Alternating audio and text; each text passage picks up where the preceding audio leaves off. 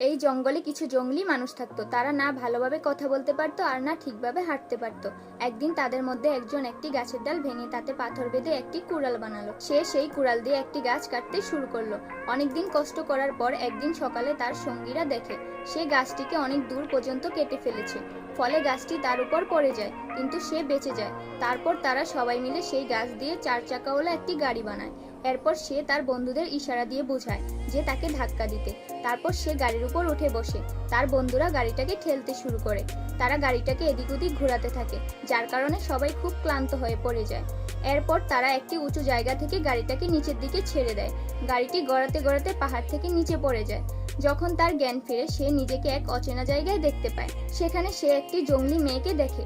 সে যখন মেয়েটির কাছে যায়, মেয়েটি ভয়ে চিৎকার করে ওঠে। তার চিৎকার শুনে তার দলের লোকেরা এসে ছেলেটিকে ধরে গাছের সঙ্গে বেঁধে ফেলে। এরপর তারা ভাবে সে একজন শিকারী, তাই তাকে মারার জন্য এগিয়ে আসে, কিন্তু তারা মারতে পারে না, কারণ সেখানকার রাজার আদেশ ছাড়া কেউ কিছু করতে পারতো না। এরপর জঙ্গলি লোকটির সাথে কি হবে জানতে হলে ভিডিওতে লাইক করে চ্যানেলটি সাবস্ক্রাইব করুন।